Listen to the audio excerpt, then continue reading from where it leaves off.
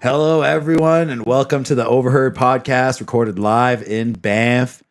This is episode 28. My name is Daniel Rudel. With me always, my co-host. We got Matty Rage. Let's go. What up? Our guest this week, we got Hessel joining us. What's going on, man? How you doing, guys? How are you doing? Welcome to the show, brother. Thanks for How's having your me. week, Dan? My week was pretty good. Since you didn't even ask last week, I'm going to ask you this week. I I'm not know, gonna, thank live you. that one down. No, I asked, but I cut you off right after.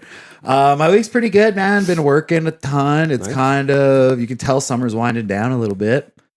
The clientele's definitely changed.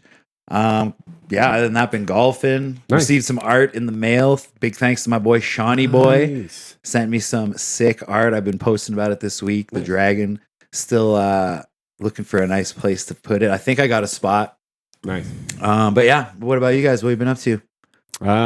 Slow week for me, man. I just kind of worked and chilled out. I think I had one DJ set this week and kind of just took her easy, Had some family in town last night, so I'm a little rough around the edges, but Didn't take her easy last night, did you? No, yeah, not last night, but whatever. We'll get around it.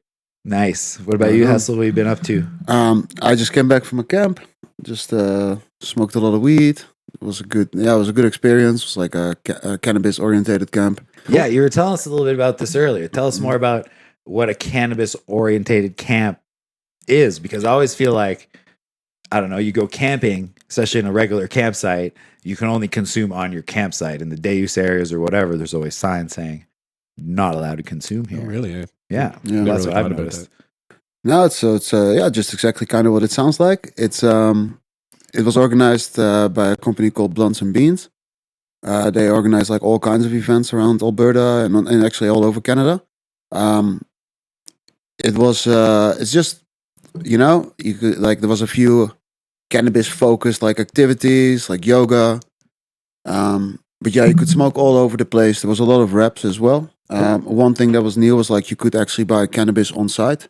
Whoa. That Nice. was wild, man. There was like just a concert going on, and then in the back of this cafeteria style, just this sort of yeah. country That's cafeteria style. They sold cannabis, Wow. like drinks, edible smokes, weed, everything. Yeah, Cool. What a time to be alive. right. No That doubt. changes every year. What's allowed? The regulation. Okay. Before we dive too far into our cannabis talk today, Yes, we do have to say a little disclaimer, especially since cannabis being such a sensitive topic, more and more so since legalization, but we'll touch on that in a little bit. We do have to mention that we are not experts, medical or legal experts. Please note that this podcast may contain discussions about cannabis. It definitely will have discussions about cannabis. It may be legal in some regions, which it is where we are speaking right now. In many regions, it is not. So the information provided for this podcast is educational and entertainment purposes only. It is important to note that it is not intended for any medical or legal advice, as I previously stated. Always consult with a healthcare professional or a legal expert if you have any questions about the use of cannabis. Just to reiterate, we're not medical experts. No doubt. So I'm not anyways. That's for sure. we're not claiming to be. So anyways, before we dive into, we have to read a little disclaimer. The old YouTube TOS, they love it. Yeah. So yeah. for all the homies at YouTube and Twitch, so we don't get blacked out during this episode. But cannabis camp sounds interesting for sure. Having Okay. cannabis sales on site, that must be really like just a new dynamic. Sounds like there was a concert going on. Yeah, That sounds like a great time for sure. exactly. I always kind of feel sometimes like I said, almost like a second grade citizen when I'm trying to enjoy cannabis out there in public, honestly. Legalization might be here, but the stigmatization is still not gone. No, not at all. But yeah, we'll dive into that a little bit. A little bit about you, Hessel. Originally from Holland, living in the Bow Valley since 2016. Nice. One of Alberta's fastest doink rollers. Can we not say joints? Yeah, we can say Okay, joints. I okay. always call them doinks. It's just Okay, You something just go, call like- them go. doinks? Yeah, I call them Doinks. doinks. Been working in the cannabis industry since when? Since legalization in Since Canada? legalization, yeah. Right. Now, part of why I wanted to bring you on is because I feel like you'd have a cool perspective, right? Being from Holland, right? Yeah. They've had legal cannabis there for a while, so you've seen that there. And you've also seen it unfold here in Canada, right? Absolutely, yeah. Very, very cool stuff. Yeah, no, very lucky to have witnessed that, or to see that, be part of it. The Netherlands, the legalization is a lot different. It's there's just, it seems a lot freer. There's a lot less choice, in my opinion, or just there's a lot less choice. Oh, It's changing as well, of course. There's a lot of regulations there as well that you don't talk about too much. I like Canadians, or Canadian legalization, like a lot. I Yeah? think it's I think it's Yeah. going. There's a lot of issues, but man, it's 5 years. We're still Yeah. the first one, the only one at sort of this level. So also Good point. like organization wise and like business wise, and it's getting there. It's getting better. I guess that's a pretty good perspective. If I think No of it, like my qualms are with very minor things. Like I would like to see the product before I purchase it, like the packaging system and all that stuff. Like, Yeah, no, that I do miss, like being able to just like yeah, like if you look at our friends See a big down chunk south or- in the US, like the legal states, California, Oregon, Washington, where you can go into a dispensary and like pull Oh, the they're, like, nugs out of the out of the glass jar and jars. Yeah, that's select cool. the actual nugs that you want. that's cool. Versus here, it's kind of like a lottery. You just kind of like choose a sealed bag that you can't see. So like Yep, sometimes just they'll hope let it's you good. touch it. I've had some places So get sometimes they'll let you touch it. like, yeah, like I'll The- ask if the I can bag. feel the bag first a lot of the times before I purchase here. Yeah, I think Kind that's of like good. a lap dance, eh? Yeah, I guess. I'll ask if I can feel the bag. It's like, No, what but kind of I- lap dances are you getting? Oh yeah, sorry. I've had people like give me a hard time, like oh, this guy again wants to come feel all the fucking bags, but it's like Yeah. if I'm gonna spring some money for like a premium ounce, in my Well, opinion, yeah. I want to know that I'm getting something that's nice and not a bunch of popcorn or like. Yeah, but and like I know I agree with that. Like, don't get it wrong. Get me wrong. I wish that like it was like just as simple as like you can look at what you get before you buy it. Like these smell jars that are allowed. It's like cool, but you're gonna But get a that's not- gamble in the jar anyway. Yeah.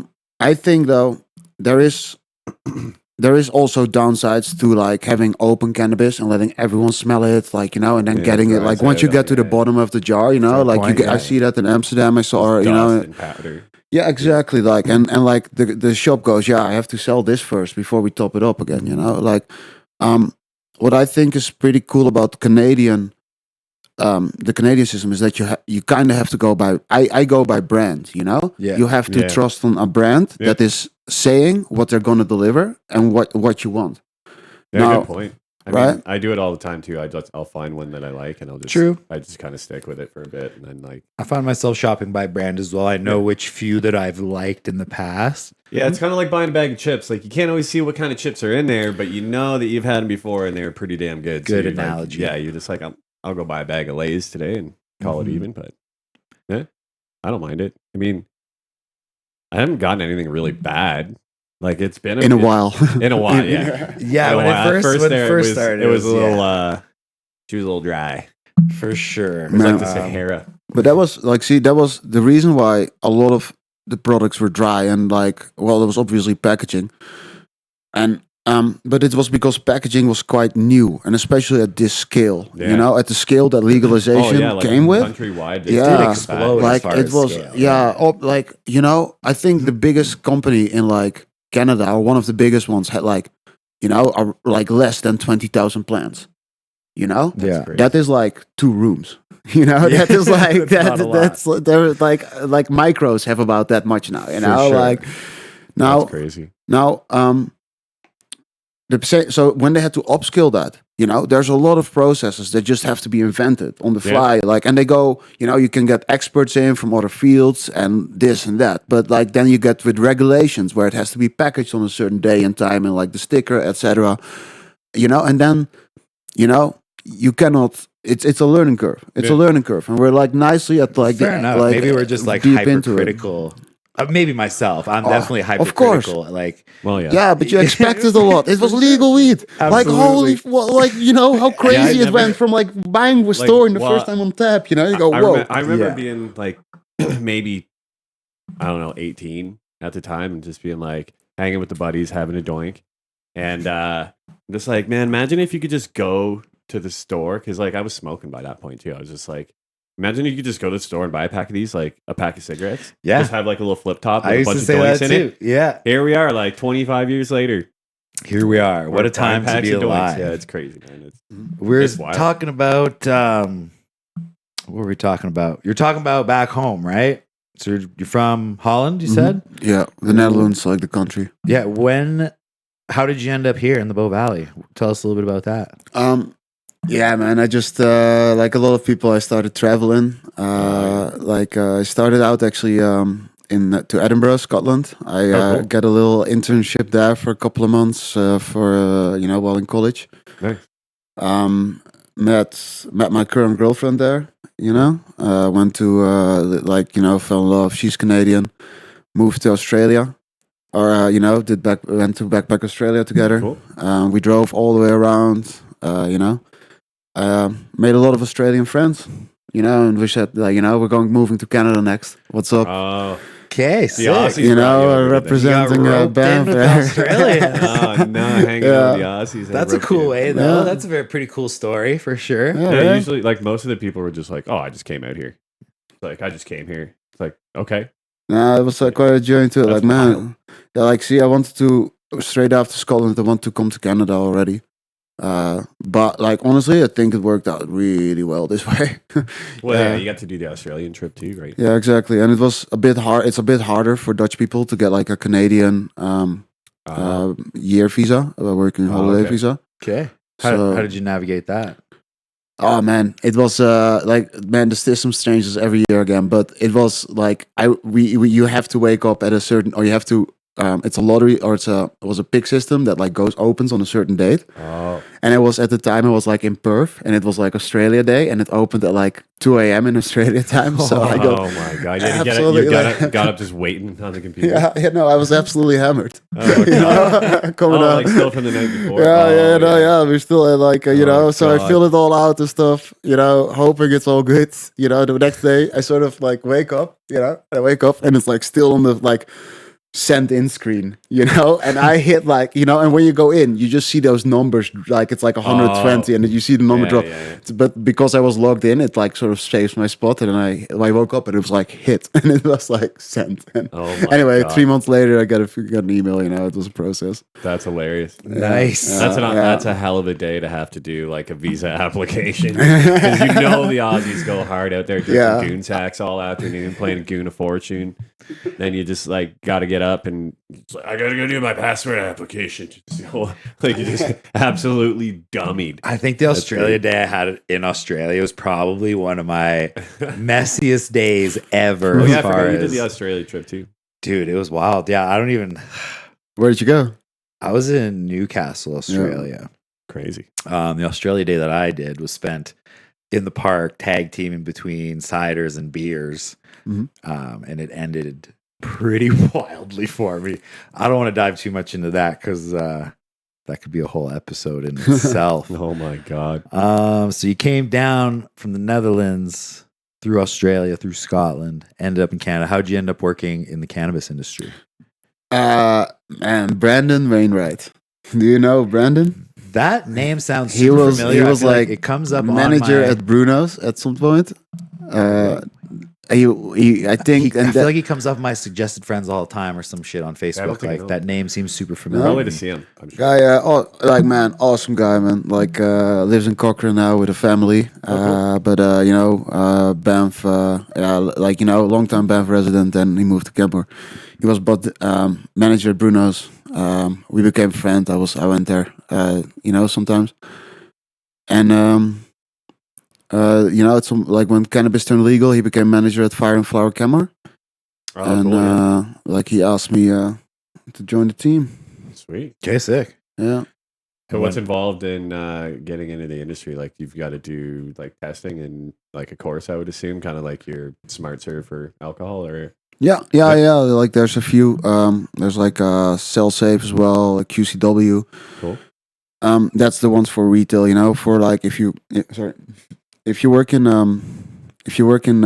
facilities, you have Okay. to like you go to another level. Okay. When you own a retail store, you need another level of clearance. Oh, okay. So they've got it pretty regulated. Like it's pretty strict on their end. Oh, it's wild. It's like it's messed up. Like how strict it is. regulated it is. Like yeah, like the loops you have to jump through as like like it can take like months before you can hire someone that you hired just from background checks from Oh, governments yeah, or right, from yeah. like stuff that you have to fill out and paperwork that gets backtracked, and like you can only start once you're like Yeah, you you know can't start like once it's in you can process or yeah exactly something, like like- it's yeah it's so That's crazy. They do like criminal record checks and stuff as well, I believe, right? yeah, Yeah. so that actually they just changed that, like they did a big change. They What do if it's change this yearly. unrelated? Like, Sorry? what if it's unrelated to cannabis, or what that- if it's even revolved around cannabis? Like what has it anything to do yeah, with like except for the employer? Like it should be up to the employer, Yeah, like like- if there's like to check to criminal record, like you can sell alcohol with a criminal record. exactly. Like that doesn't make- it's yeah, that's wild. I Yeah. find that's so it's like some of those artifacts of like illegal cannabis, and like it's important to bring them up, like For sure. change. I think honestly it's going in a good direction. Like I think they stopped that criminal record check for stores, but there's still that whole process for growers, of course. Oh, yeah. Yeah, because wouldn't by definition people who have been busted for growing probably be some of the best growers out there? That's it. And what else are Well, they going that's to do? what I Grow mean, yeah. illegal? They are just going to do what they always Yeah. did. Like I want to smoke that stuff. I want to smoke the best stuff. Not like Like get the guys that have been growing weed, like banging weed for 40 years in there, and get them to like. Well, I got a buddy of mine. I don't want to dive too deep into names or specifics, but he was a grower pre-legalization that jumped into legality, had the opportunity to do so under like the craft system in Ontario. I'm not sure exactly legally what was going on, but he had a space that he was growing cannabis for, and then had like a craft grower. He had a store. There was something that he was doing operationally. And he just recently shut down, like I want to say last year, because he basically is priced out of the cannabis market. What? Because unless you're growing hundreds of thousands of pounds, you're not in the market anymore because it's too costly, right? Like his pounds say costs him $300 to produce, or his ounces, sorry, were like, or whatever, Yeah. whatever the amount may be. Say the ounces were $300 to produce, or no, the pounds were $300 to produce. Someone else that's producing hundreds of thousands of pounds has them at $50 a pound, $75 a pound. You know what I that's mean? weird. Like, Yeah. unless you're growing transport trailers full of dope. So are there Yeah. are there like craft growers that are like, like the craft beer guys? It's like, oh, that beer would be a little more expensive, but it's goddamn good. Like, is there anything like that, or is it they're just pretty much all big guys now? no, there's unreal craft growers out there, man. They grow shit. like absolute fire, like on the market. Like you can get it in Banff, It is like I said, you have to look for brands, but they're like small brands, so you need to kind of know. Mhm. Every time you check something new, you have to see, Investigate a little bit. find out quick because it's also gone. Yeah, no doubt. There is, but like, see, there's craft. Again, it's about the process, and like, you can grow great weed, but do you get it in great condition to the consumer? That's the whole new game. Fair. Like, I went to a event in Kelowna, Stratcan, like growing relationships. It's like they talk, like talks and stuff. Cool. And one of the presenters, he works on like getting cannabis to the government. And what his big thing was that year, what he was so proud of, was that he got basically when the clones hit the growing room, the government was like, they were starting to like say like, okay, it's coming, Mhm. And that whole process, like, and then the moment that is so important is like when you have cured it all and dried it all, and then it needs to, then you need to move it. And basically that happened the same day. It was packaged the day. They knew when it was packaged. The day was discussed. It moved to the government, and then the government moved it, or sorry, like the BCLQBD, whatever, moved it to distribution the company. distributor, moved it to the stores that knew it was coming. Okay. And like then you get from like production, from like grow, or from cure, from like packaging to shelf in like 2 days. You know, That's wild. like 40, and that See, is what it's all about. And That's what I'm talking Right? about. That's the shit Yeah. that I'm trying to buy. You know what I Exactly. mean? Like so. Well, that is not like it doesn't have to be good, but at least it's it's as good as it was then. For sure. So if you then get those good growers connected, Yeah. like in the right spots, that's what it's all about. that's- and like you need like cannabis is it's so funny that it says there's no expiry date, while it should say like consume within 7 days of opening. Yeah. You know what I mean? Yeah, like, absolutely. and the better, the fresher, the better. Like sort of.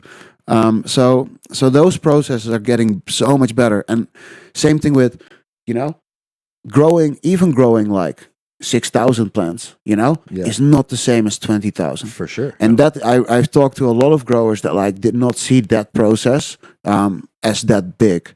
What I found, interesting. Like they for didn't sure. like understand the challenges that they would face. It was in way more upscaling challenging. the Yeah, operations. exactly. think Than about that, expected. like, You know. You gotta have all that packaged, and like that's like insanely a lot of work. Well, even on just its own. like For example. residual heat. Sorry to cut you Wow, off there, Matt. yeah. Like Oh, different, it's all good. like insects that are going to be attracted to a larger field versus a smaller field, protecting those plants. Completely new pests that you have from contaminants. clones that you didn't used to deal with. Exactly. It's like, and then the costs triple, quadruple as well. And if you then if it doesn't get bought, like you get in trouble. You'll have a problem after a while. Oh, yeah. Like because it's not as simple anymore as making a phone call. Yeah. Like that was used to be the case always, that they were gone, right, I got this packaged, it's packaged and ready to go. When do you have a spot? And they go, we'll call you in 3 months, to see when this queue can go to market.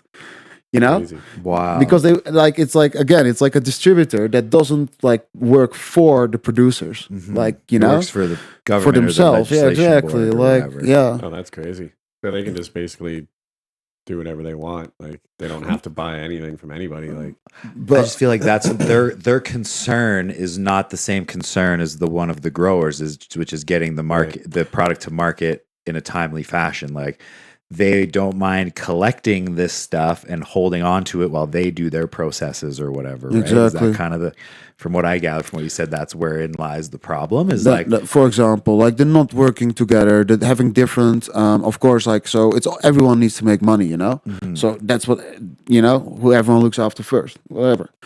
But yeah, if you then don't work together, you expect payments, and the problem is, of course, that the distributor is the government who you pay taxes to and also takes taxes from you. It's like, so it's like a bit like, I think a lot of people are intimidated by that. yeah, that's weird. There's also like boards in Alberta. Then, so like for example, I'm on the ACMLA, which is like the Alberta Cannabis Microlicense Association, association that deals with those kind of regulatory issues. Tries to talk to members of parliament or the province to change. okay, so you Makes no guys sense. are trying to change them in a less restrictive manner. Yeah, Or you guys are lobbying for change. Like what is the exactly. We are pushing back against No, basically no, no. what you We- think yeah, is, we write letters, lobbying, yeah. like, that's well, it's not pushing back in any like physical way. Yeah, no, exactly. But so, and that's how you try to make changes in in Canada, and like and that's like I've been doing that for 2 years now. It's super interesting. It's hard work, or like not hard work. It's mentally draining, right? It's you have a lot to think about, and it feels like a lot of responsibility. Mhm. And like, man, it's terrible. Like I've been to like a dozen facilities in Alberta, Yeah. and only 2 of them are still open. Like Wow, it's that's wild, crazy. Like it's the last years have been like terrible for like the industry. In which way? Like just for the small grower or For everyone, man. Like Wild. yeah, from like retail to growers to the only one that's winning is the government. They set up the game. Yeah, And like good point. like so it's like another thing is that it wasn't set up for like making profits. It was to set up to have weed safer and legal, right? Right. But they are listening. They do want to change it. It goes that's good. slow, and it's too late for like some or a lot. Well, yeah. But again, those guys- 5 those guys years aren't all legalization, man. It's like it's complicated stuff, you know. It's not like they didn't just cross out the word, like when they had the word illegal cannabis and they crossed out the IL, you know, and they go, Yeah. okay, we're good now, you know, Yeah. open the stores. Well, again, right, like one of the things I wanted to talk about was how the landscape has kind of changed. And it's weird that legalization has actually brought more restrictiveness, it feels like, to the cannabis realm. Like before legalization, you would never sign a Yeah. lease written that you can't consume cannabis. Like that would never be in a lease before, that you can't consume cannabis in or around the apartment, that you cannot grow cannabis in the apartment. Like, Yeah, but you really couldn't, you know. I know that it felt like Yeah. you could. I know that it felt like You- everything was. yeah, fine. like- but if if they came knocking, dude, you know, it was no joke. it's true. You know, and now if they come knocking, you have every right to just go, yo, like we'll deal with this tomorrow. You know what I mean? Like, sure. well, you know, It's just crazy to me that like now that thing, like one thing that I used to, in my youth, I would love to drive like on a country road and smoke while driving. Today, Oh, dude, we used to do that all that's the what time. I mean. Like a doob cruise used to be pretty Yeah, standard yeah. practice Oh, buddy. pre-legalization, whereas now, good luck. Like you, Yeah. I think that's a very Have you ever risky been thing pulled to over? do. You're losing your I've been license. pulled over. Not while I was smoking, but No. very shortly after, and I No. got caught with a quarter pound. This was on my drive. I've told this story on the pod before. It was on my drive from Ottawa to Banff when I moved here, Oh shit! and it was pre-legalization. I got caught with a quarter pound, and thankfully that we were nice kids. We got let off with a very stern Wow. warning and actually advice from the cop on how to deal with it. He was like, "You should go and plead deference and blah blah blah," and like, Whoa. we didn't even get put in handcuffs. You know what I Yeah. mean? Oh, wow. Like it was. Oh. But again, Look, we're. Yeah, but see, it's like a lot different in a lot of places, and I know Well, that if that would've Canada was happened- chill as, like, you know. If my situation would have happened to someone else, say with a darker skin tone or a As different well. minority group, Yeah. it would have ended much differently. And like I know that, you know what I Yeah, mean? Which but is like, crazy. I really like. I don't think you also understand that like 90% of the world, everyone would have been in massive shit with a quarter pound, dude. For like, sure. like, 100%. yeah, man. Yeah. Like, I think you're Like in very. the state, I in the don't. states that would have been like life in jail. Yeah. man. Like, Right, that's wild. Which Ooh, is- Like, that's insane, man. But and it's crazy down there too because they've only like. What's your thoughts on that? Because they're going state by state. Technically, it's still illegal, like federally. So like, I don't know. What's your thoughts on that? Like what the states are doing as far as legalization down there. Dog, it's like it's so much to follow, man. I'm just wrapping my head around like Canadian legalization, you know, like no joke, but like I'm from Europe. I'm like I came like when I grew up, the EU wasn't the thing. We were just the Yeah. Netherlands, and then there was the borders and stuff. Yeah. And like then we became the EU. Now, honestly, I did not like understand that Canada was a bit like the EU, as in like the provinces have quite a bit of like independence. Like Yeah. you don't have borders. Yeah. You know. Mhm. So that took me a long time to sort of wrap my head around and how it works here. Now, as far as I understand, the States is like kind of that, but times 50. Yeah. You know, right? Yeah, It's like yeah. And some of them get along the and some of power them of the don't. borders is like, or of the states is way more like a country, Mhm. like a European independent country than like a province in Canada. You know what I mean? Okay, fair. And like, have you followed European legalization? No, not really. So Germany just legalized.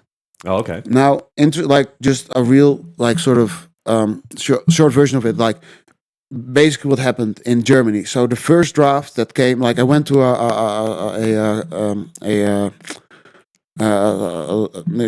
conference in Germany, in Berlin, on legalization. Oh, cool. This year it was sick, and I talked to the guy that sort of did the draft for their legalization, you know, Nice. and he said, we just copied the Canadian system. We just literally went, like translated to German, fucking done. That's awesome. Then it went to parliament in Germany, and what came out was social clubs. So Okay. you join a club that way where you have a sort of grower, and you can be part of the grow team, and then you can pick up you get 28 grams a month max from that grow club. You can be part of one grow club at a time. So nothing, only get an nothing ounce a of month? legalization, Yeah, that's- nothing of the Canadian got everything got scrapped and blah blah. Mhm. But in Germany, in Europe, Germany is the main European drive of Oh, okay. of the EU. So they have to do those first steps. Okay. The rest of them will follow. Yeah. The states, I think, is like we're at the like New York legalized, like Yeah, New York- California. We're at like two of the main, like economic drives of their of their state. Yeah, good point. So they probably go. Like, Well, I think now it's to I a think it's point- time to for them. I think it's to a point where there's more legal states now than there is illegal states. Like there's Yeah. only a handful Yeah, that are it's still getting pretty illegal close. out Yeah. of 50. Yeah. I just think it'll take, that'll be just another bargaining chip in an election for them. I'm sure, like a federally legal type of system. But Yeah. what about the Dutch system though? I think I remember seeing some like very strange particularities about their system with the coffee shops, Yeah. and where the growers are still illegal, Mm-hmm. but it becomes legal as soon as it crosses the threshold of the coffee shop and can be sold in a legal setting, Yeah. but not produced in a legal setting, Yeah. which is Yeah. So An you know, interesting like concept. man, the Netherlands has like the worst. Like it is chill as a consumer, but it's like the worst system you can think of for a for producer. producers. Yeah, and for Yeah. coffee shop owners. You know, Mhm. there's no production. There's no process. There's no like the safety is also the word from the guys. You know what I mean? Yeah. Like, is safety in the product? You mean? yeah. You know, it's like As far as like contaminants and mold, like exactly what they used for sprays and stuff. It's just Mhm. word. Yeah, so I don't like it's 5. You can carry 5 grams on your max. Oh shit. Like yeah, that's nothing, right? No. Like that's such a joke. That's not a lot, yeah. 5 grams. Like now with the legal system, like yeah, even buying 5 grams is like, oh, that's not that much. No, no, definitely like an not. 8 is a sample. Yeah. It's awesome. It's yeah. like yeah, pretty much. I think, but I think the prices are gonna go down further. You think so? Yeah, These prices are the quality. insanely The quality is gonna go up, and Yeah. the price are gonna go down further. We're like nowhere near, man. Like like we still have like when you buy the product, sorry, the product the price that you sort of see on the shelf. Think that like 50% of that is Mhm. tax. It's pure like, and it's True, not. It's yeah. not that they tax Well, it it's like once smokes, too. 5%. Or sorry, they tax it like 5% at each level. But the problem is that they tax the tax. So they sell It's it like incremental, like the increment is like insane. Like it becomes looks really exponential small when you're on like taxing paper, tax, yeah. but then like and then it becomes Wow. and that's why it's like at the end it's actually like 50% tax, which That's is insane. yeah. Well, Because- even like no wonder it decimated the black market because like look at the prices for what you get. Like it's insane. Like no wonder like it's clearly obvious why people stop going to their old school guy for sure. and just start going to the store. It's like imagine if I wanted to go buy a pack of cigarettes and I had to go hang out with some dude that I don't know for half an hour in some weird basement and then give him $20 for a pack of darts that might be just mystery darts. Like there's nothing on the pack. It's just a bag, like just a Ziploc baggie full Yeah. of cigarettes. Here you go, buddy. like it's just it's I don't know. No wonder the black market just disappeared. Like it's I think Just wild. the pricing has definitely, like I was talking about with my buddy, like he's just like honestly like he loved being a producer. He loves cannabis. He's like part of his daily routine, and he's like it's just not worth it for me anymore to continue because it's costing me money. Like I will not let my stuff go for this price because I feel it's worth more than that. Like being in the game for so long, whereas like you think of it like. They used to make margins like crazy when it was illegal, you know what I'm saying? And paying no tax to now, making it not worth it. And same thing when you can go get an ounce, like for those that don't know, 28 grams of cannabis, when you can purchase that for $60, $80, like back when pre-legalization, I would get an ounce probably 220, I was $200. even- If you're getting a good deal, $200, but then like but like I was paying more than that. Like, and I've been daily smoking for like most of my adult life, right? So I used to dabble in a bit of distribution in my younger years. So I was No. buying in larger quantities. I always had access to like quarter pounds and half pounds and like ounces and but stuff that in high like the school. cost of that back then would have been twice what it is. Like what you would pay. For Yeah. Like not so much. I remember like a QP would have been like 500. Which is not so bad. Like this was pre-legalization. Yeah. So that's not terrible. So exactly. Roughly $5 a gram. Yeah. And then when your distributor is flipping that for double, you know, you get an ounce for $2.20. Simple math, right?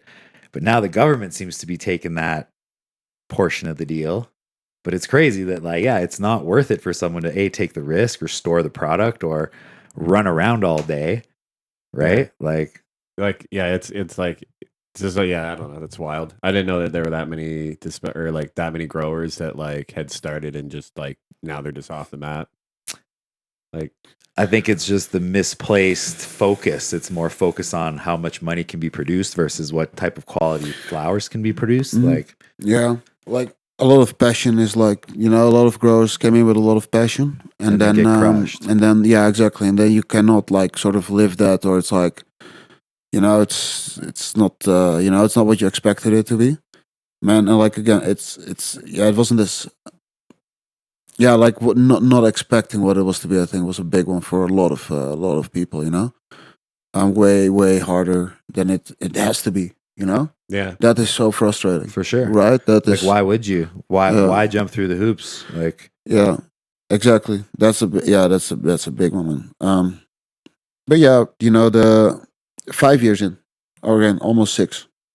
Ooh, that's time flies, man. yeah. Like, I remember going to the store for the first time and being like, this is such a crazy experience, man. Oh, yeah. Like, everybody Right? was so stoked. Like, Yeah. it was wild. Yeah, like we were like preparing for a while stuff. Like we were preparing for protesters coming in, you know, before it opened and stuff. Oh, like really? you know, that was did you ever? I don't think that ever happened. No one ever. Nah, nothing like it. No, definitely not. I mean, it's like at the end of the day, it's just weed. Like, if That you're- was it. It was so smooth, eh? yeah. If you're that like upset about it, like Like- sorry, man, but I can go buy enough booze to kill me. I can go buy enough Yes. booze and drink that all today enough to kill me. Yes. Yeah, you know how little negative news there has been in the last 5 years on like cannabis. It's Yeah, like yeah, pretty true. incredible. You cannot. It's not. It's there's nothing that. Oh no, not this. Like, you know, there is like more overconsumption by like younger people. Kind of what they think, but I feel like as an individual, okay, as a user of cannabis myself, I feel like you overconsume maybe once or twice, and Yeah, then you learn that's a real good quick one. that that's not a fun experience. You know what I mean? And- Like, you know what? Also, a thing like we need to educate people, like younger generations, on cannabis, like in schools. They For need to sure. start. Like, I don't know if you like we at all in the Netherlands, dude. We talk about drugs for like a good quarter. You know, you need to be good at drugs you know, before you can go to to university in the Go and Netherlands. party. The like, and I'm sure they teach you a thing or two about alcohol here as well, right? Yeah. Like, and like cannabis needs to become part of that education. Very good point. And I think that if you make cannabis part of education, I think younger people lose a little bit of interest actually more than when you kind of try to hide it and ignore it. Well, there's a whole like Chris D'Elia. He's a comedian, and he does this whole skit, and he's like, I never touched alcohol, I never did drugs because my parents always told me that I could go and do them. He's like, I wanted to rebel, but I didn't know how. Like, how do I rebel? And it's Yeah, like, that's- I think that's Yeah. it. It's by tabooing these topics, it makes a kid, what are you going to do when you want to rebel? There comes a point where every kid wants to rebel, and you do so kind of by going out and smoking your first joint or trying, trying alcohol for the first time. So that is a good point, that having that become part of the conversation in school. Like, I think cannabis to be a very healthy part of my lifestyle personally. Helps me with sleep, helps me with regulating my appetite, helps me with regulating digestion. One of the common things that comes up all the time is like, oh, you need it. Like, you don't need, like, people think you become dependent on it.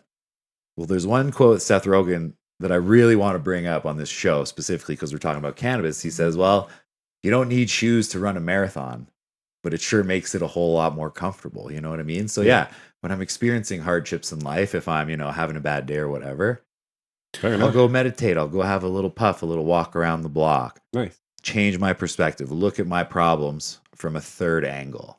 Yeah, You know what I exactly. mean? Yeah, So like, I don't know. I think people are very quick to still stigmatize people that use cannabis, and they don't realize that there might be a more spiritual or in-depth reason or purpose for using it. Yeah, like I think, there still is some of that stigma where it's like, oh, you're just a dirty pothead. It's like, okay, grandma, like, sorry, but like, you're old enough that you look like you smoke 200 joints too, buddy. Calm down. Like, you look like you went through the 70s. Don't tell me you didn't smoke. Like, yeah. Well, I've been saying this since high school because I've used cannabis pretty frequently since high school. And people always used to call you a stoner.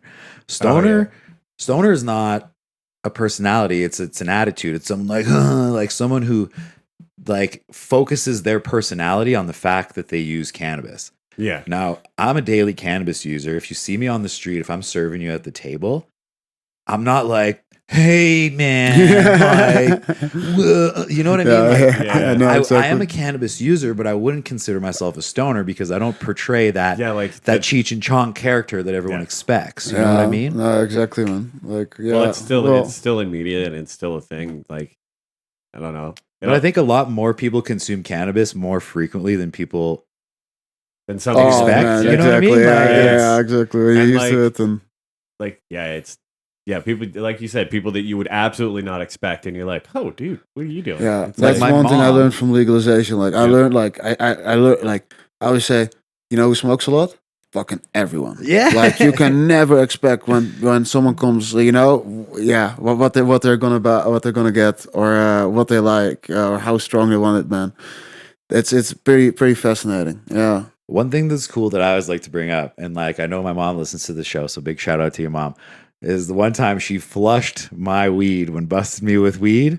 And now, you know, like not opposed to an edible, not opposed. It's like, Yeah. it's cool how at least that perception has changed at least Wow, yeah. a little bit. You know what I mean? That Where helps it's a kind lot of people to try. Definitely. And I think there is a lot of benefits, not only physically, but mentally Well, to having that little. Well, even like pre-legalization, like it was pretty slack in Canada, anyways. Like you'd have, you'd have to be caught like doing some dumb, like if you just had weed on you and you were like, the cops caught you smoking a doink, they're just gonna take it and chuck it and stomp it out or flush it, or Yeah. it's like most of the time, man, like it wasn't a really big deal unless No. they knew that you were doing something dumb. Yeah. Mhm. I've been caught numerous times here in Canada pre-legalization and it's never ended. Like one time we were rolling in my car. Check this out. We're rolling in my car. We had just bought this bong, which like nowadays I've seen these glass pieces for like, you know, it was like a 2-footer, all like bendy. Like we paid like $400. We had all just split on it. Oh yeah, I remember doing that. And we went to rip it in my car, and then like a cop, like we were in the most heat spot, like terrible idea. And this cop just rolled up on us, busted us, took all our weed, took our brand new bong, and made us crush it into the gravel, like stomp our nuggies into the gravel so that they were unretrievable. Man, so I've yeah, had again, that. like I've we had were that very one. lucky. I grew up with like legalization. You know, I cannot believe that. I lived here with a bit of like through like, you know, illegal, like regulated, and like, man, it's weird, dude. It's just so weird, man. It cannot like. That's why I'm so happy with people that now grow up and are 18 and like they never have that stigma. They never have that idea, and they will have a very different like perception of consuming than like, you know, you did when you grew up. Oh, you for know, sure. right? Very true. There's also all the options for them that they like, that they can really identify with, like from edibles to drinks to, you know, vape cards. No doubt. Yeah, like it's crazy now that like so many people in Canada like use cannabis, like not only just flower, but like you said, like Yeah. you know, drinks, edibles, all the other stuff that's come along with it. Like you don't even have to smoke it anymore. It's just It's true. Topicals. You know, topicals. Yeah. one of the real good things, and we don't talk about, talk about it a lot, is the studies they can do into cannabis and how we can talk about cannabis, like how, you know, how not allowed it was to talk about it before is Right. pretty insane when you think about still the limitations that we have now, you know. We still have to do a disclaimer this week, where we did not have to Exactly. do a disclaimer last week And- while Yeah, talking exactly. to a and, brewer. and like, to be fair, like we are learning, like, we are learning so much, and it's all so new about it. And those studies are being like done every year and being double checked, and then some are true, some turn out to be false, or they get double checked after and turn out to be true again. That's how new it is. That's how little like there was allowed to be researched into it, and that's pretty wild, like, because like even scientific studies, like they would not let No. any like universities you could do they them would or come to grow your them or anything like, and it's like it's just crazy to think that now we're just starting to learn all this cool stuff about it, because now we're actually allowed to do these studies, and like it's well, again, like we're learning a lot more about the cannabinoid system. We touched about that when we were talking kind of pre-show about having two cannabinoid systems and how your body reacts to intaking cannabinoids. Like after learning about the cannabinoid system of the body, personally, I think it's like we should be consuming this. Like, no, it's 100%. It's like a vitamin, or like a nervous system, absolutely, and it gets stimulated by cannabinoids. There's like cannabinoids in other plants as well, but they're not psychoactive, or so far we haven't found any that I know of. And the cannabis plant, there's so many types of it that like do different things. There's 84 cannabinoids in the plant itself, in cannabis, that crazy. Right? So it's such a new thing, and and then there's the terpene game as well, which is like a new. Oh no, that's the old one again. Now it's about one? Like more like a new kind of oil carbons that are more responsible for smells as well. Okay, like we knew of one that was like, I think it's called Eaol or something. Like the names are getting even worse than Mercy and Carrier. We're like, and they cause, like, for example, like, how cannabis can smell like diesel. Yes. Like that is from like one of those oils. That's not a combination of terpenes or anything. That's those oils. And that's coming out now. We don't know how it does when you smoke it, or like how we interact. And like, so, like imagine like, now they have like used to have the THC and CBD. Now there's some CBG, CBN on there. They have a list of terpenes. Later on the side, we need to go into the oils. Probably, like, man, it's like, and all we're doing as well is just smell it. We could also just, these numbers make no sense if like, like if we could just smell it and see if it's good or not. It does look like a bunch of hieroglyphs too. I have noticed like certain strains do produce certain effects. Like there was one strain in particular, I forget the name of it. Amnesia haze. No, it's like black cherry punch or something like that. Right. And every time I smoked the black cherry punch, and I got it last winter, as soon as I would smoke it, like instant hunger. That doesn't always happen to me. Instant hunger. Like it's something that you kind of like over time, as you use cannabis more and more frequently, you like some people smoke and they get the munchies right away. Like you kind of get used to these effects, I feel like, over time, and kind of control them a bit more. But that one particularly was like hunger, go get it. And like, see, and that's how we should, like, I think we should categorize cannabis way more in those kind of ways of like true effects, not just like up or downer, like munchies, or like well, obviously sleeping, relaxation, more energetic, maybe also more focused, anti-munchies. Like but it's so much. There's so much to it, and I don't think we're just there even yet. Like we just don't know enough. And if we don't and exactly, by just writing THC on it, we focus on THC. Right. You know what I mean? Like, and the idea was to not focus on it, and what's the idea? Okay, we write it on there so people are aware, and we don't get, like, people will be aware that they don't smoke too much and stuff. No, obviously the other thing happens, like that's the only thing you can go with. You have a THC percentage and you have a price. That's your only two like judgment points at some point. Fair enough. How would you what advice would you give to someone when they're going into a store trying to shop for something that's, say, like for what they're looking for? Like what, or say someone who's wanting to get into cannabis who maybe like. So if I talk to someone, I like to really understand when they are using, what for. Those two can be really important. Also how often, of course. But just because, like I said, we have all these options. You know, we have these different kinds. There's like we know a lot more than 5 years ago, of course. And be open a bit to trying new stuff. You know, like that's a big one. And not in like, you know, again, not just looking at the THC number or the terpenes, or like, you know, forget how you used to smoke. You know, try a different way of consuming. At least people need to know, like, you know, onset times. I feel still that people come in and say, I didn't feel a gummy. Like, I took it, I waited 10 minutes, and I went to bed. You know, and I'm like, well, you know, yeah, obviously, you slept through it. yeah, exactly. Yeah. Like, you know, and you woke up probably pretty groggy. No doubt. Yeah. So that sort of, you know, that's still surprise, or yeah, that is still. We're already at the, you know, that's funny from someone that comes in and goes, you know, oh, I get way better stuff. Oh, what do you get? I don't know. You know, like, you know, that like, please start remembering what you get. That's a big one, because that's how you can go to the next one. You know, Nice. You know, and know what you like and you don't like. So that's, you know, those points. I feel like what I like changes over time as well. Like now that since legalization, one of the good points is being able to track what you're smoking and the strains, and like whether you're doing indicas or sativas or indica dominance or kind of anywhere in between. Right. Like I find myself changing throughout time. Like I used to be a super heavy indica guy. Like I love indica.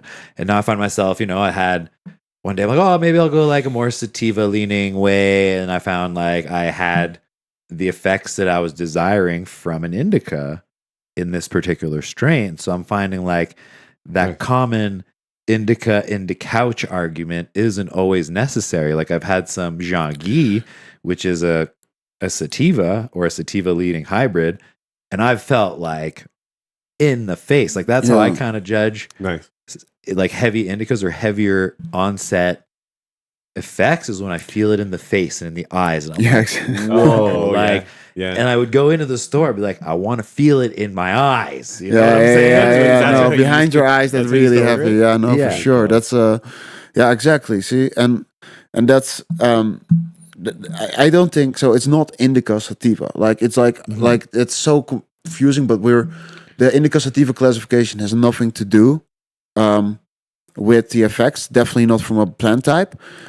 But that's why it's so much more important to remember what strains you had, like the black cherry punch or the Jean-Guy, and like, because it is like trying to put, you know, like cannabis is a bit like, cannabis is a herb, you know, it's a herb, right? But it's like the whole fruit scale out there. Like, so you have like that same, what we call cannabis, it's like bananas, apples, pears, oranges, like everything that we call fruit. We just put cannabis, you know? Yeah.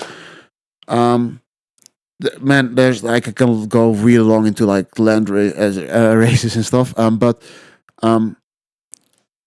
like, see, like you can cross them. So that means like, sorry, just to be clear, that means that not apples and bananas, but it's like they are like, because they have different, completely different flavors, completely different sizes, etc. But it is like trying to put a, you know, an apple and see if it goes more with an orange or more with a banana, you know, trying to pick an apple and see if it goes better with an orange or a banana.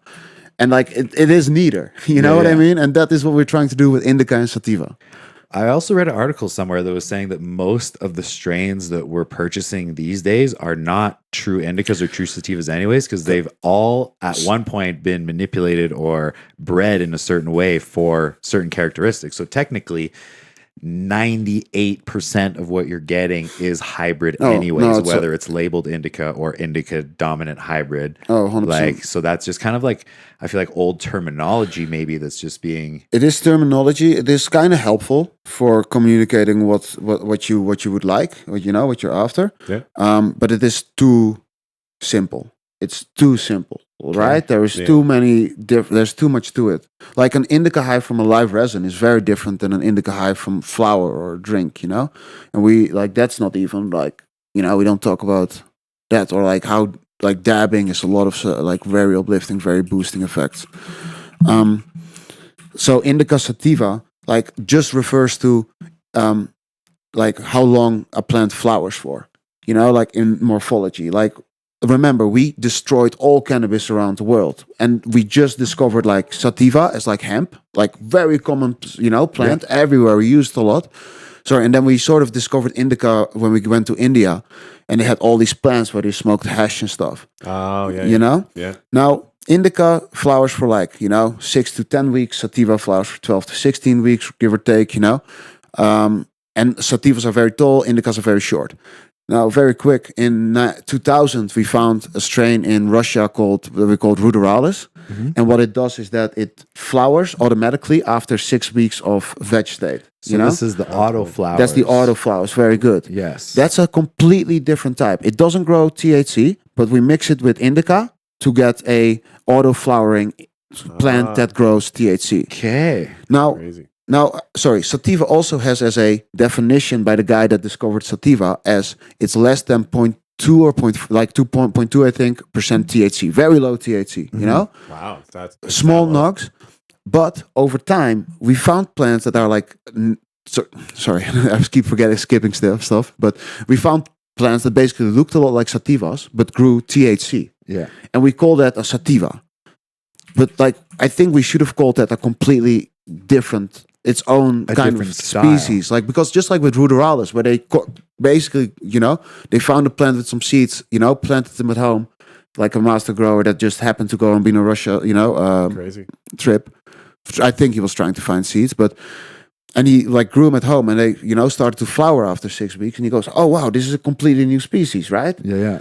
So we missed out on so many of those species around the world. Like we know, for example, Durban poison in South Africa. That's like a landrace, but like, also like cultivated landrace. Yeah. It's like, of course, all over India, you have like landraces, like, around the equator.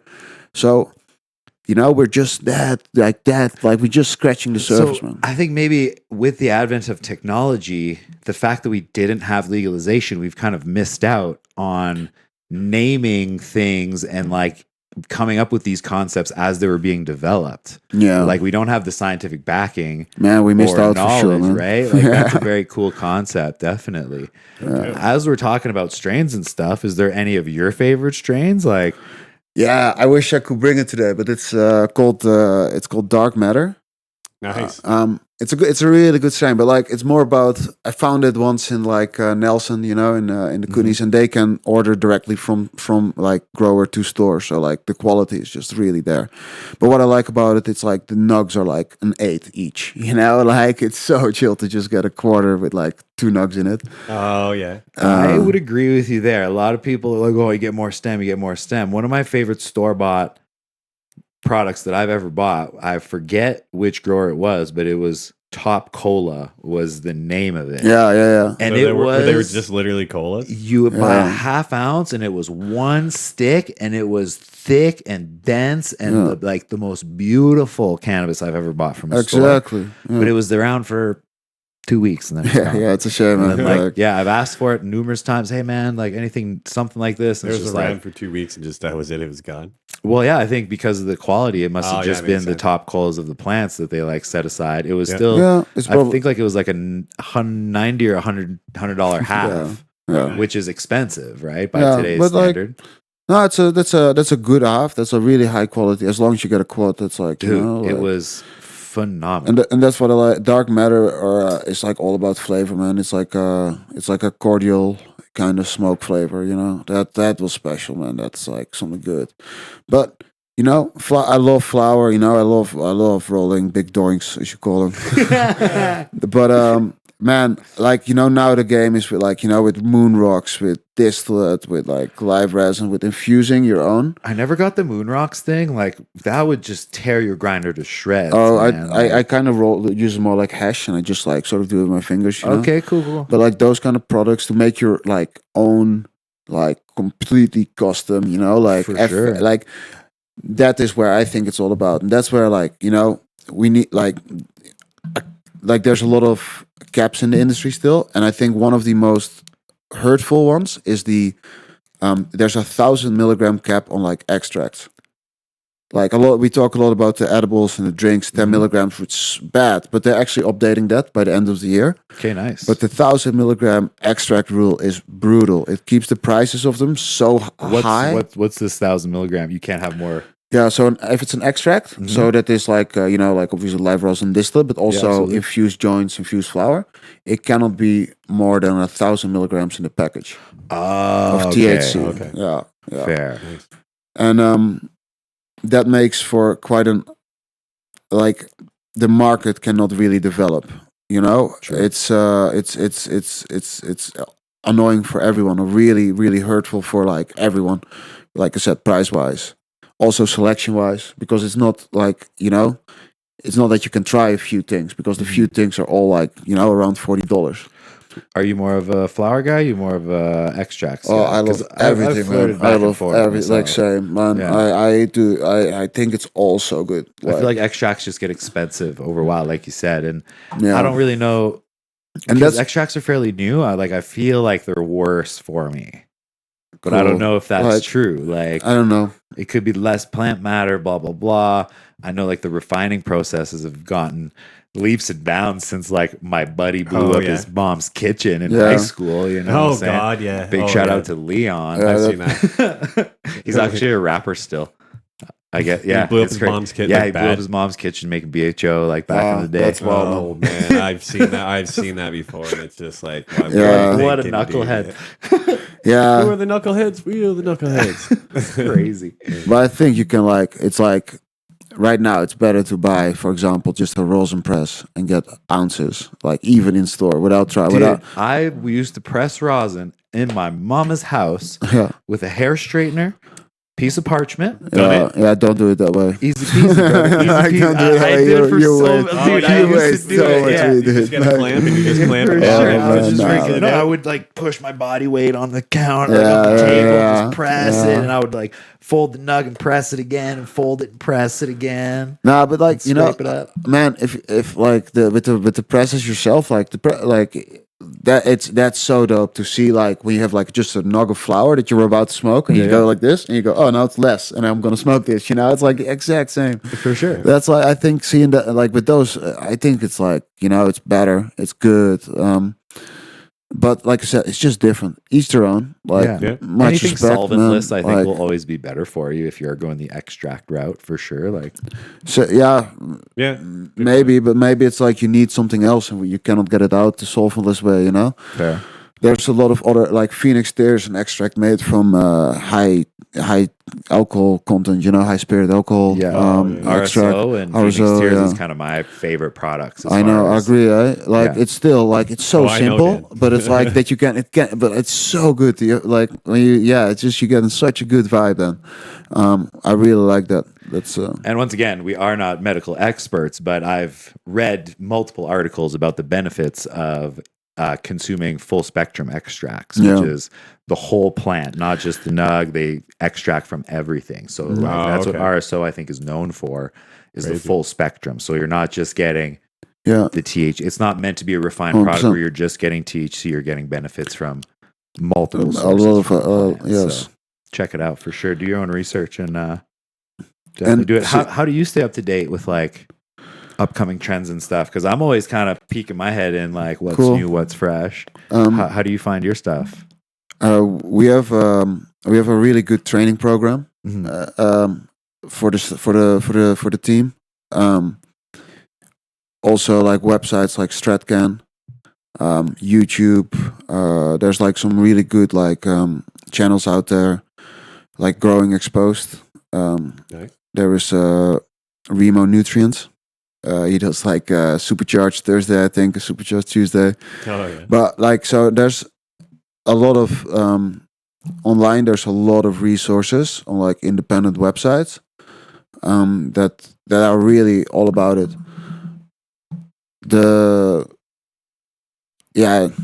And then there's also, of course, like Health Canada, depending on what aspects of the ratio or aspects you're interested in.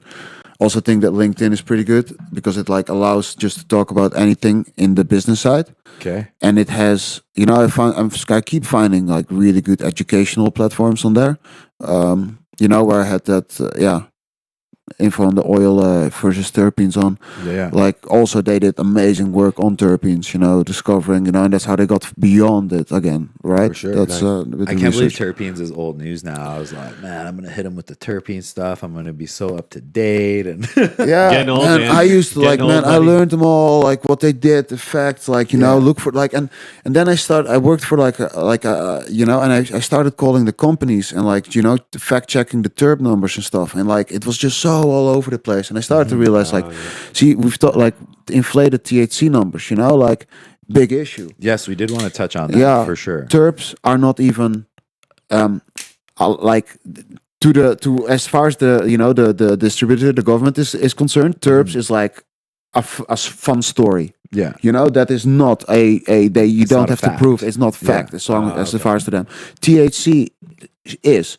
Can you But- touch a bit for our guests that maybe don't know how does testing even happen, right? So say you go buy your favorite strain, it says a number, Yeah. 23% on the packaging. How do they arrive at that number? They thought it was a dog. So they arrive at the number. There's a few ways you can test cannabis. Like there's like light lasers, but I think the most common way for like the bigger batches, is with a solution that basically it floats and you can see and you compare how much is it, on like sort of scales. Nice. So when they measure THC, it's already there's a 6% range, so it's like 3% lower and 3% higher. Okay. Okay. That is a comfortable range as far as you're good for your test lab results. So Yeah. there's a bit of range in there. So the number that the lab sends back is also based on like whatever flower they picked in the room, and I'm not saying that they always send the best in, because that's what they should do, because I expect the best in my product. You know what I mean? Absolutely. But if you have a room that does 16 kilograms, you send 100 grams in, like it's not It's a tiny percentage. yeah, it's like Yeah. exactly like what Mhm. percent of 16 kilograms is 100 grams, it's not a lot. you cannot you cannot send in an average, Mhm. Anyway, And that, so say a brand has a strain, we'll call it White Rhino for Mhm. instance. They develop this. Do they have to test every single batch Yeah. that goes out? yeah, every Okay. lot So is every called. lot has to be tested. That's a lot is between 6 and Because 60 I remember or- when Cool. legalization first happened, there was a brand specifically. It was like they're rotating indica. It could be any different strain, but it was always Yeah. labeled as a certain. Yeah, and so they THC made use percentage, of so that. it They might- made use of that 6 points Wow. fact, right? Okay. Like it's easy. You can throw quite a bit in there, like Mhm. anything between 17 and 23%. You And can. call it whatever call you it want, the house 20%, brand yeah. indica or whatever. Now, I like I said, I don't think the THC it doesn't matter. Like it's like it like when you it When you say it doesn't matter, like it doesn't matter on the outcome of your experience, or what? Like what do you mean it doesn't matter? Like no it doesn't matter what the number on that package is, Mhm. because there is so many other factors to it okay, Right. that if you don't have them all, you might as well not say any. If that and test Right. it, okay, right? Smart. fair. The again, start low, go slow, is how everyone, that should be listened to. But like some, how you've probably read, the first thing you read about it is like, oh yeah, we smoked at 1% THC and it was high for 5 hours, or something, like when you, like, it's not about the THC. Like I've never really experienced that. Like, I get high from everything, I smoke a lot, but I get high from everything. Yeah. And I don't like everything. I know what I like, but Nice. it's about finding what you like. And that has nothing to do with that number on the package, right? And I think that's again one of the big problems in the industry right now is people shopping Yeah. based on THC levels. Like everyone wants, like you said, bang for the buck. They look at THC, they look at price, right? Mhm. Yeah, they're looking at it like alcohol. Like, Well, oh, that's like, like 40% I- alcohol. I- That'll get me no, way I- drunker than a beer. It's like, honestly, you know what I mean? I'll be the first to say that consumers are so much smarter than that. Like Mhm. they are. Like I found that phase of like lowest THC or highest THC lowest price was so short for me. Okay, yeah. You know, because consumers realized like right away that like, or most of them realized right away that it's not that, you know, they find the not higher one and a higher one and a higher one and they go, wait a minute, you know, this is not doing anything. Like, because like, you know, it goes ridiculous. It's so again, and it's, I'm not saying that those products were not higher in THC than average, but there was something else in there that just didn't get you a good buzz. Fair. You know what I mean? Mm-hmm. I think that like, see, I would say that if like in Canada, every province, there's a dude just smoking weed and then gives like a rate of 1 to 30 of how good he thinks that weed is. Yeah. And then put that in the THC is clearer than this THC system. You know what I mean? Like that's a sick system. I like, want that job. Right? Like, well, me up. I'll sit there and do see, and like that is where these limitations on advertising are like, and not per se, but like not even advertising, like not being allowed to smoke on a podcast or you know, and being like, yo, this is good stuff. Like you should buy. Like that is what sampling should be. Yeah. For example, like sampling is now allowed, and it's becoming more and more allowed. You know, like at festivals, like with cannabis, they're selling or giving away or whatever. You can sample wine. You can sample beer. Like exactly, but there is so many strains, and there is no, like if it's with that lot with those batches, you know, if you find a batch today that's really good, it's not the same in 2 years. 100%. You know. Yeah, exactly. You hope it. Well, actually, so far it isn't. I think we're sort of in that development. Like that is what we're trying to get. Like Consistent. that consistency is like but kind of what everybody's kind of shooting for, right? Exactly, and I hope that like consistency will also mean that everyone sort of compares each other, like is honest with their own product versus the rest. It's just going to drive like the ingenuity of people just coming up with new stuff, new strains, keeping it like ways to keep it that consistent, right? Like, it's going to be good for the industry. Like, absolutely. And I hope we don't get to an industry where it's like you have so little to pick from, and basically it's all the same, but in different packages. For sure. And that is where that's where that high THC chasing will really lead to, you know? Yeah, fair. And also chasing the most intense high. Now, the awesome thing about cannabis is that like everyone has like a different preference for the high. So, you know, just like by I said, that, I want it in the face. You know what I mean? Where some people maybe don't want that, right? But like, you know, so you know exactly, you want that. There is like a thing that's like pretty like new, and that like it's really new, and it's like interesting to think about. It's not like that I got it anywhere or anything, but like all those cannabinoids that we have, you know, what companies are really like, man, what I love to state, cannabis is non-addictive, you know, man, you can like, you don't get dependent on it, you know, it's, you don't get withdrawals from man, it. exactly. When you don't have the money to spend, you don't like, man, I hope you don't, I don't, you know, I just buy the cheaper stuff, you know what I mean? Yeah. So I don't think it's addictive, and we're taxing it like it is. We're taxing it like it's gambling, like it's alcohol. True. And like if we really do that, it doesn't. Like I said, like the alcohol industry is run by the top 10% of people drinking, like, you know, drinkers, like people drinking alcohol. Cannabis, the top 10% is not shopping at stores. They're either growing it themselves or still having their own like hookup. Also medical. Like I think a lot of the people in the top 10% are using for a serious medical reason. Nice. But like I said, they're not coming to store, and we are paying the same tax, you know, as those guys. I think cannabis is like I think it's a benefit to society. Like it's a medicine. We should we should try to have like responsible consumption, but encourage it.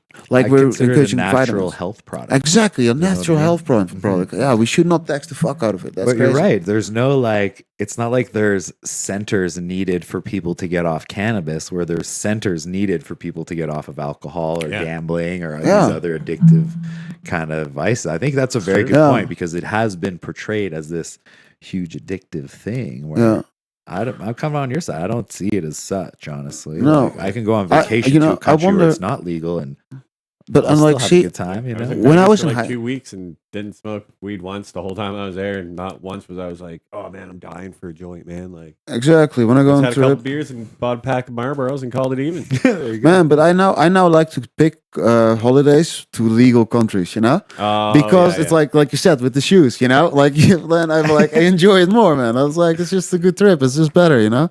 You're not missing out on anything. Like that's it. That's so funny. You know, but See, and that's the thing with addiction sense as well. When I was in high school, like there was a kid that went to a clinic for cannabis, and he was like, "Dude, I was in there, and like the person was like, they push up the plates and grab the heroin again." He was a 16-year-old kid sitting there for cannabis, Like he was addicted to cigarettes. We mix it with tobacco. Yeah. He's addicted to cigarettes. For you sure. know, like it's a really hard one to quit. Yeah. Oh, you get angry when you have to quit that stuff. Can attest to that, for sure. Exactly. And I wonder that like I want to see if like do we actually get more people in clinics for cannabis treatment, or since legalization, or has it actually gone down a little bit because less parents are like, or less people are it's like, the I'm devil, addictive. Yeah, I'm addicted. I need to do something about it. This is ruining everything. Well, I think one of the big key factors, whether something is addictive or not, is whether you withdraw when you don't have it, which is like physical symptoms or psychological symptoms of not. But again, having, not a doctor, of course. Of course, not a doctor. I don't pretend to be one, but I don't know. I think if anything, it's helped me overcome my addictions. That as well, Personally. man. Like, You know what? when I was first quitting, I was thinking about trying to develop a program for people to get off of alcohol with the use of cannabis, because I felt like it definitely softened that blow. Like I put myself on a little regiment when I was quitting, and I don't want to say it here just because I don't want it to be construed as medical advice, but it was a combination of edibles and smokables throughout the day of high quality concentrates that really kind of help my physical withdrawal from alcohol be very less than what it normally would have been. Yeah, exactly. Crazy. That's I felt like, man, I've heard so many other ones. I've had it with cigarette smoking as well. But it was that consistent access to cannabis that really helped. Making those kind of rituals, the not having like one joint in the evening and hoping that works. That's not gonna be it. And again, we don't understand it enough to like say, okay, this is how it works as a medicine. I read something really interesting. I'm gonna mess up the numbers a bit, but it's good. Ballpark is good. So there was a study done, and they tested with people that were alcoholics. They got them on like cannabis to quit drinking. Nice. 10% of them quit alcohol for a year. Alcoholics Anonymous has an 8 to 12% success ratio. That's what they say on their website. Yeah, on their website, crazy. I can attest to that, man. Then the funniest one is, they said that, so they asked people on a medical pass about their alcohol use, and like something like 30% completely quit. Crazy. 30% had a significant, drank significantly less, and like the other 30 just had no change. But there was remember, it was not anyone, it was not alcohol related. They just was like, okay, let's ask these. Yeah. So that is fantastic to hear. I think it's a very again, it's like a stone that hasn't been unturned yet. Yeah. Is like that, how it can be that beneficial when you're trying to change your life in these kind of ways. Not only to lessen the physical responses of withdrawal, but also the mental side of what you're doing with your life and thinking about those types of things as your mind starts to clear, Yeah, no doubt. One last little question before we move on to our favorite post of the week. A friend of ours from Bruno, is a common friend, told me that you used to do stand-up comedy. Wanted to know if you're making a return to the stand-up comedy scene. Nice. Big shout out to Jess. You know Jess. Jess, right? Jess, really? Yeah. No yeah. way. She saw that you were coming on. Jess, She's like, that's so I cool. used to do comedy down in Yeah. Yes, she wants to know if you're making a return at all to the comedy return. scene. We know a few comics. We Yeah, if you want in. But, I don't have a plan on doing it weekly again. Although I really enjoyed it, and maybe if it's the opportunities there, but I'm just so busy in the evening now. Fair. It was, but thanks, Jess. Thanks, it's awesome. She said that your European style was really funny. Not everyone got it, but I kind of wanted to bring it up. I've been recently digging into this new Lithuanian guy who's hilarious as hell.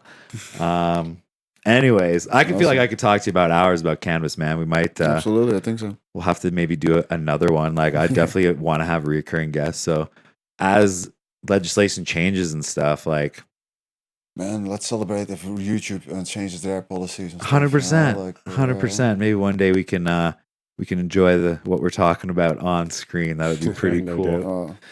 Let's move to some Overheard and Banff posts. I don't know if you've seen the show, Hessel, but every week we pull up our favorite posts from our favorite page, Overheard and Banff, and we kind of have a little chat and discuss them.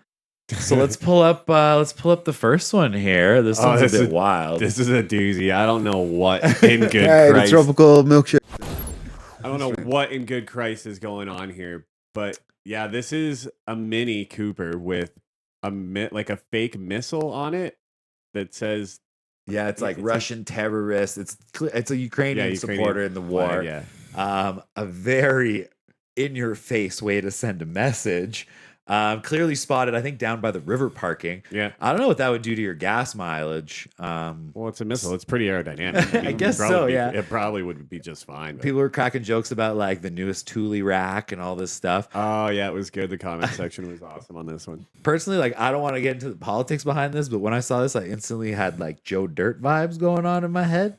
You guys remember the movie Joe Dirt? Yeah. Oh, God, he walks around with the oh, my God. So hopefully this is not the same situation, but yeah, what a way to send a message. The Mini Cooper is just a little confusing, you know. It takes Yeah, a little like, it's under.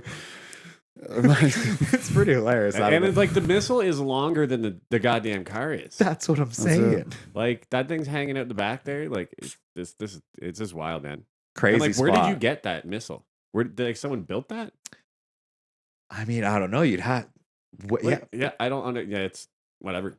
I want to know which marketplace search wielded that. Like, yo, you're on some watch list now if you're searching the internet for Used missile to like fuselage. I don't know, like just. Yeah, but are we sure? Like it has like the back of it looks like an airplane. You know what I mean? It doesn't have the 4. Yeah. It has like 3. So it looks like it's missing its wings. And that Who it's like knows? the top was for someone to sit in, right? Yeah, I don't know what it is. Anyways, powerful message. Maybe it's a boat. Maybe it's like a canoe.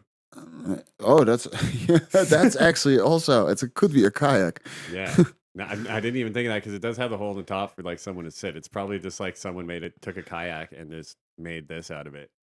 All jokes aside, war is terrible. We do not condone acts of war, but No, fuck no. yeah, what a way to get the message out. Victory to Ukraine, of course. Yeah. Okay. Next one's actually some pretty good news. If you Yeah. wanna switch to the next We one. got good news for once on this goddamn show. Yeah, we've been kind of flirting with the negative quite a bit here. Fire ban lifted for the town of Banff. Banff Yeah, National Park, let's fire ban go. lifted. You're out doing some camping. This is only for Banff National Park. That's right. Does not extend up north. Does not extend into BC. No Kananaskis? I do not think so. I think you'd have to check with Kananaskis itself. Banff National Park, though, if you're camping Two Jack, camping here, anywhere in the area, fire ban's lifted. We had tons of rain Yeah, Yeah, over the last week and past stuff. It's few pretty days, yeah. awesome. So good for the long weekend, hopefully. Yeah? Absolutely. So yeah, some good news. Yeah. If you're out there Absolutely. camping, at least you can enjoy it with a little bit of fire. You can make those s'mores. Of course, at a fire pit, and it says still be careful. Of course. Please be careful. It says conditions can change. So Our friends at Parks Canada want us to exercise the highest caution if we're doing campfires. So please be mindful of that. who do we got next here? Oh yeah, our boy Manny. This guy. Yes. Yeah, I've All seen right, Manny. so what happened here? Someone stole Manny's bike. Apparently, is what happened. Manny believes his bike was stolen. It's misplaced. It's lost. He sent me the description. It's got a mountain bike tire on the front. It's got a road bike tire on the back. Turquoise, blue, green, kind of the same color as my shirt for reference. But look at Manny, super happy with his bike in this picture. Let's reunite this man with his bicycle. He messaged me actually because he was upset that his lost and found post got declined on Overheard and Banff. Why didn't you just put it on the lost and found? Well, yeah, I don't know. But he messaged me because he thought I was an admin. He's like, "Why did my post get done?"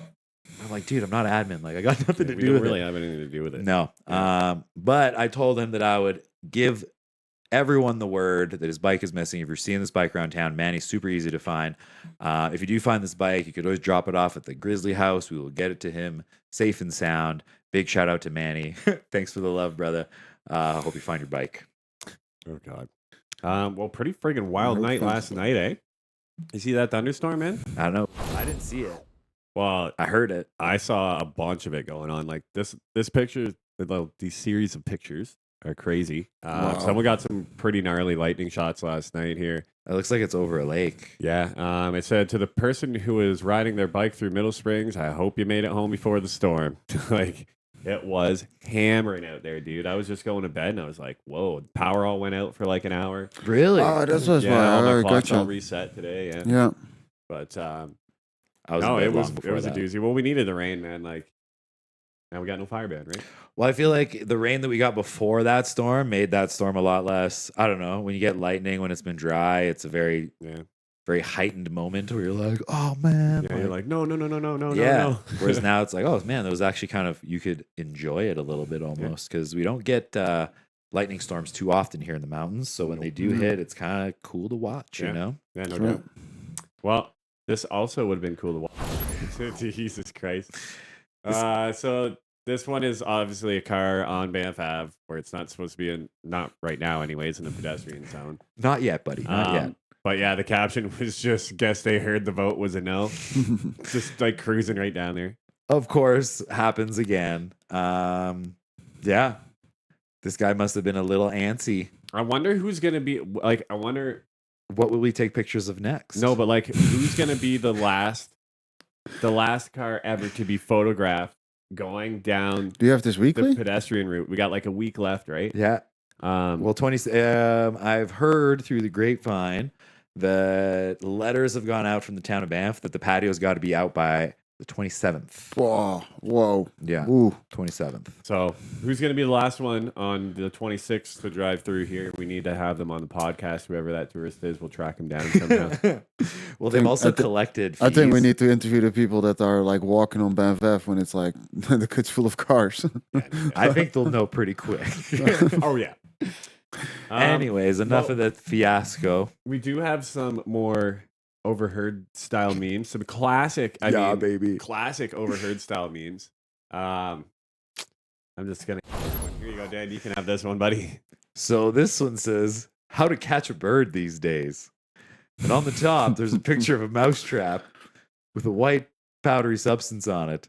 And then below it, there's a nice blonde lady with an injured nose, we'll say.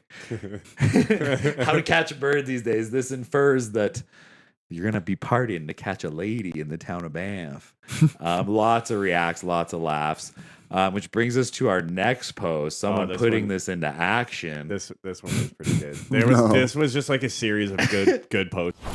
Good work, guys. Good work. Sorry, this is a different one. Yeah. So this one is a guy, the classic guy. We've all seen this meme. The dude's sitting at the desk with the mug, and it says, "What you spend on that same white powder, you save on food. Change my mind." So this is the Banff diet / saving plan. The Banff diet. I don't know if it's much of a saving plan. Yeah, that's not really a savings plan by any means. But which brings us into the next one, which is caught in the wild here. Oh yeah, somebody was wasting it too. So someone's definitely trying to catch some birds down by the river. Yeah, this one reads, the kid found something shit. interesting yesterday, and if you look right at the bottom of the picture there, you'll see it. But yep, someone dropped about half bag there, and No, I zoomed in. no, It looked like a Banff full. Banff That full. it was half empty. Oh god, No, this is the infamous floor find. You don't know what type of magic you missed out on, sir. Floor find is a part of Banff life. yeah. Have you pretty ever had a floor find? Oh, Of course I have. Like, I've like had, it always three- happens at work. If you go to the Like, bar come one smoke your night break. here, you'll find two of them. Floor finds? Oh yeah, big time. Wild stuff. So yeah, it sucks when kids are involved, as the caption reads. That his Nah, you have kid to clean found up. That's it. why you always have to be careful. doubt. Clean up before they come out. That's what I mean. The comments were funny. They're like, I'm surprised there's some in it. Like most Banff people lick the bag clean. Oh, I know. That's what I said too. That's the first thing I thought. 100%. I'm like, who wasted that? I'm like, you know what? You know it was lost because it's not ripped open. Yeah, it's not ripped open and licked like the goddamn inside of an ice cream box or something. Like, all right. So this is next crazy. One, this next one is just the old classic. Just make fun of Banff landlords. Sorry, guys. I'm sure there's some good ones out there. So this one's titled when the landlord paints over the previous tenant in your new apartment, and literally it's just a chick completely white, all of her hair and everything, just like looks like someone came up with a paint roller and just hucked it right over it. Like, yep, new tenants are ready to move in. Like, the old one's still here. It's stuck to the wall with paint, man. Like, Housing crisis, never not a fun topic to kind of poke fun at for sure. There was another post this week about some guy going like, prices are insane for a place to live here, man. Like, wages don't cover it. well, that was like a fucking shared room, like a room in a shared house for like 1,800 or something. It was fucking wild. Yeah, it's pretty crazy. Yeah, that is fucking wild. Like, that's pretty much what I pay for a whole 2-bedroom apartment. Like, that's just insane. Yeah, I think part of that is like, don't let yourself be like taken advantage of on those marketplaces. Like, Yeah. if people are going to pay, like, people advertise it, it's up to you whether you pay it or not. Like, Yeah. Like, we've hey, all man. seen those posts on Overheard get like, maybe not on Overheard, but on like Bow Valley Home Finder, like Oh, yeah. $1,800 in a shared house, no guests, no, you can't breathe in your room. You can only breathe in your own room. Like, you can only breathe in your no own shoes in the house. Like, Yeah, you have no use in the washroom. you have to crawl in through your own window. Like, I don't know. I think it's just as a community, right? The more we kind of call these people out, the less likely they are. That's it. Call them out. Yeah, no, Yeah. that's the best thing you can do. And let's keep calling them out. It doesn't happen. Hopefully over time. That's it. But hey, we're dealt the hand we're dealt. Hopefully, these new buildings that they got approved for will be a little solution to our problems. We talked about it a couple episodes ago. Yeah. I haven't heard much of it since, but we will keep you posted on that as it develops. No doubt. Well, we've all been late for work, and some of us more than others. Yeah. What? I'm not late. Can I tell you my latest story? Oh Like, yeah, go ahead. the latest I've ever been. This is like when I first moved to Banff. I was actually living in a Northwoods building just down the way. We were partying for my buddy Joma's birthday, and we were all working together. We're working at a restaurant in town, and I was asleep on my back, like starfished in the living room. And he kicks the mattress that I'm on. And he's like, "Hey man, you're supposed to be at work an hour and a half ago." I was like, "Fuck." So I get up, I go to work, and I was prep cooking at this kitchen at the time. And the head chef comes up. He's like, "Dude, you're an hour and a half late." I was like, "Oh, I know, man. Sorry." Like, obviously I had been partying, so I was in like a rough state. He goes, "Well, you're not cooking any food today." I go, "Oh, what am I doing, man?" He goes, "You're cleaning the stairwell." He goes, "Take this fucking That's brush what happens. and clean the entire stairwell." And he goes, "Come get me when you're done." And then I was like, "All right, man," did the stairwell. He goes, "Now you're doing the garbage room." Scrape the whole garbage room on a hangover, how horrendous that was. So do all that, go back upstairs. "Hey, chef, done doing the garbage room." He goes, "Okay." And this is about the time that I would be done work, whatever. He goes, "Well, since you're late, you got another hour and a half." I'm like, "Fuck." Oh, fuck yeah. He goes, "Go get all the garbages in the whole restaurant, clean the inside and the outside of all of them, and line them up here. I want to inspect them before you go." I told you, man, I paid the price so hard for being late that day. Well, did you set your alarm? Did you set your alarm? I can't even say it anymore. This is exactly what happened. Yeah. Boss. So this one reads, it's obviously a boss texting a dude for work. He's like, "Why are you late for work?" Sends him a picture of his calculator with an alarm set for 6:30. And the boss just goes, "Understandable. Have a nice day." So that's definitely what I did that day too. I'm pretty sure this exact thing happened to me. I pulled out my calculator, and we've all done that in a drunken stupor. Insert the freaking your wake up time into your calculator instead of the alarm. So anyways, after that whole ordeal of being late, I was never late again. So I got to give a big shout out to Marco. I think a lot of people know him. He was He nailed you, did he? yeah, like ingrained that into me. But this is a good one, man. If you're ever late, just send a screenshot to your boss, your calculator. Hopefully they'll let you off the hook, Well, I mean, that's easy to do in the morning. Anyways, yeah, this next post. I think I was going to bed in the morning, so. Here you go, Dan. So this one is great. This is, I think, maybe one of the admins or one of the very close to admins or one of the old admins might have posted this. And it's an old lady in a walker being helped by a young person.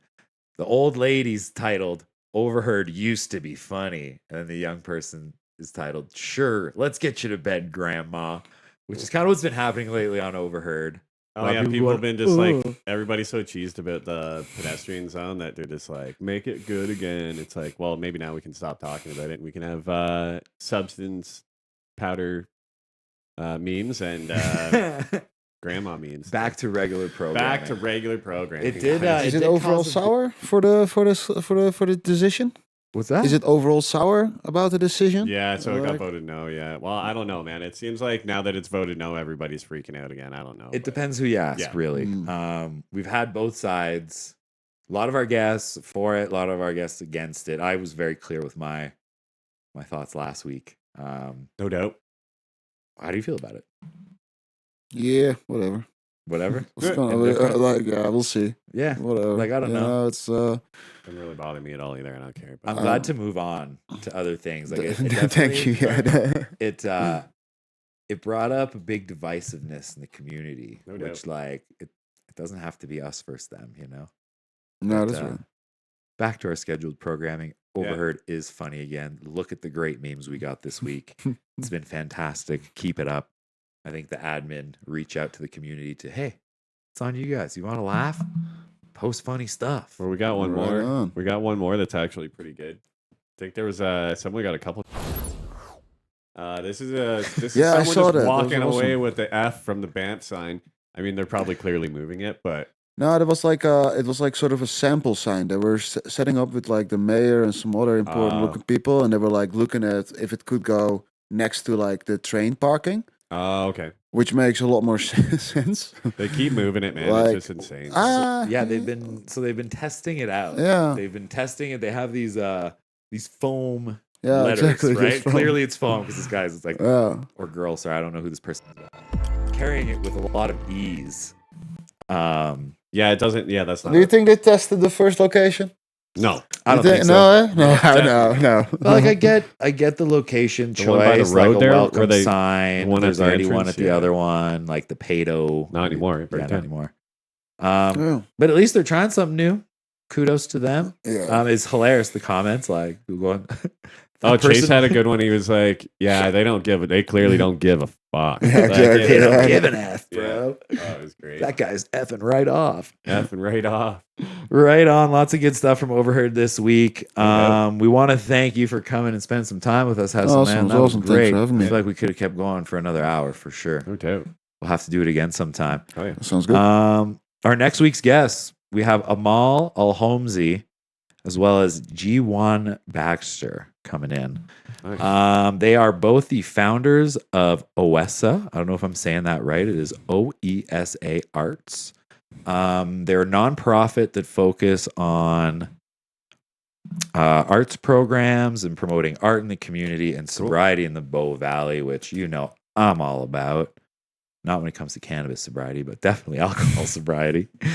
G1 is also an orchestra leading violinist and one of the, Nice. I guess, more talented artists in the Bow Valley. Crazy. I've been seeing some of her posts lately, posting little snippets of guitar playing by the river. Absolutely beautiful stuff. So I'm Cool. very excited to dive into that. Amal's also a photographer. He's got a book coming out this October with Rocky Mountain Books. Cool. So we're very excited to dive into some of that as well. That'd be We'll be right. doing some research this week, and we're really looking forward to having them in this next week to have a chat with us. Fuck yeah. Great week, boys. Thank you. No doubt. That's Thanks, right. Hessel. That was That's fun, man. I was Good.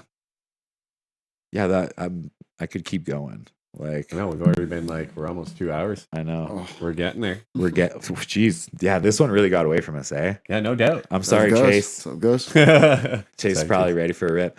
Well, thanks to you everyone for tuning in. Thanks Let's to do a Hessel. rip. We look forward to seeing you next week. And like every week, See you next Tuesday.